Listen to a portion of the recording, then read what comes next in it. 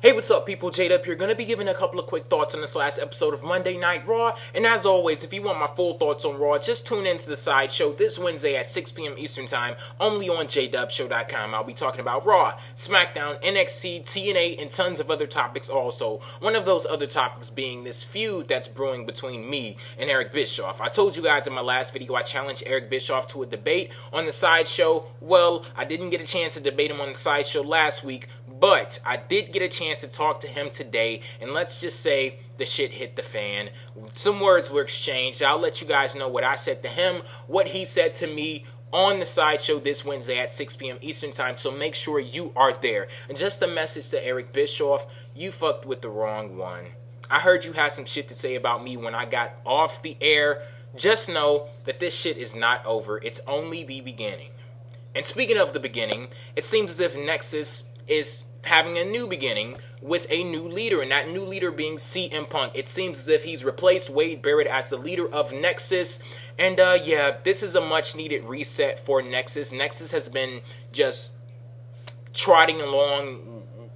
They lost their steam so long ago, and it just seems as if it was an imminent demise coming to Nexus. But like I said, they have a new beginning now with the new leader, but I'm not sold on it quite yet like I see a lot of people are. Like I see a lot of people jumping for joy, just so excited that CM Punk is the new leader of Nexus. Well, I'm not doing any of that jumping now. I have to see how WWE books Nexus going forward, because the problem with Nexus, if you look over these past couple of months with Nexus, I could say with everything going wrong with Nexus, the one thing that wasn't going wrong was their leader. They always had a great leader. Wade Barrett turned out to be a breakout star for WWE. He performed magnificently, as best as he could in this feud. When they were feuding with John Cena, having segments with him, having segments with Randy Orton, if you couldn't count on those two guys who've been in WWE and the main event scene for years, if you couldn't count on those guys to perform, you could always count on Wade Barrett. He was the only reliable one out of this whole damn thing.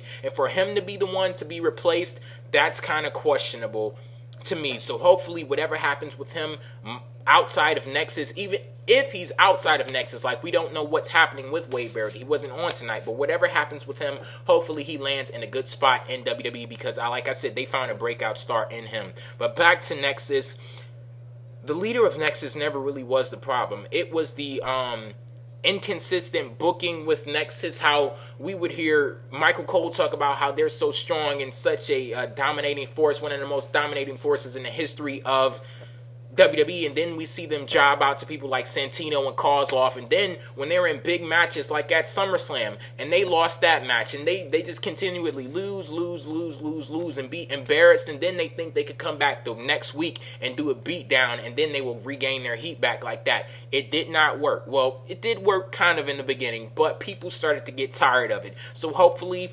they, like I said, the reset button has been pushed on them on screen. Hopefully it has off screen also, in the booking team starts booking them with a lot more confidence. But this is definitely an interesting development with CM Punk putting on the Nexus armband, joining the group officially. So I'll be tuned in to see what happens with CM Punk as the leader of Nexus, and also tuned in to see what happens with Wade Barrett. On to the next topic that I wanted to talk about, The Miz as the WWE Champion. I've kind of been biting my tongue on this subject. More specifically, everything that's going on with The Miz and Jerry Lawler. Like I said already, I don't have a problem with The Miz not winning his matches cleanly, as long as it's entertaining and as long as it fits his character, which to me, it accomplishes both of those things, so I don't have a problem with that. But the one thing that I do have a problem with is him losing matches 2 weeks in a row. He's lost matches to Jerry Lawler. Last week, Jerry Lawler pinned The Miz, even though it was as a result of Randy Orton's RKO. And this week, he defeated The Miz once again, even though it was a count out. But screw how he lost the match. The point still stands. The WWE Champion lost the match to Jerry the King Lawler, aka the announcer. Now, I know many years ago he was a lot more than an announcer, but let's just look at where he is today.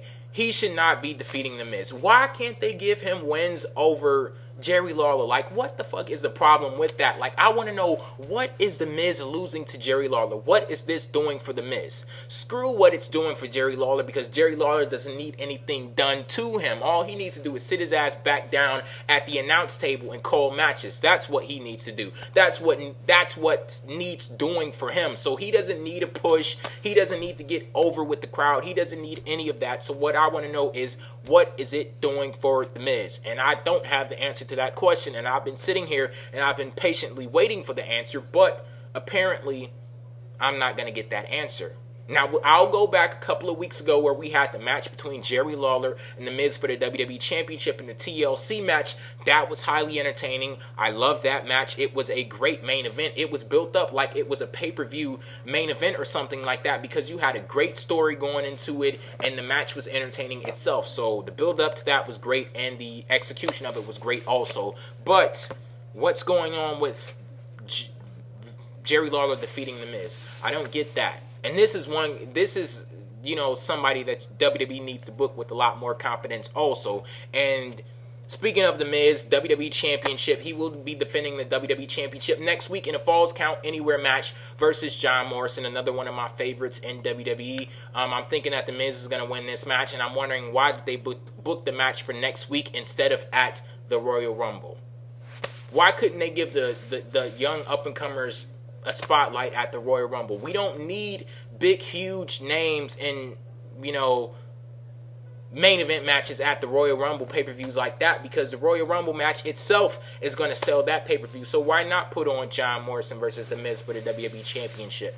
Sometimes you have to go out on a limb to try to make stars. Just like, look at what happened with Wade Barrett and Nexus. They went out on a limb, giving all of these rookies a spotlight in one of the biggest angles in recent memory, and I think it was successful in establishing Wade Barrett as a star. Why can't you go out on a limb, give the guys a main event spot at the pay-per-view?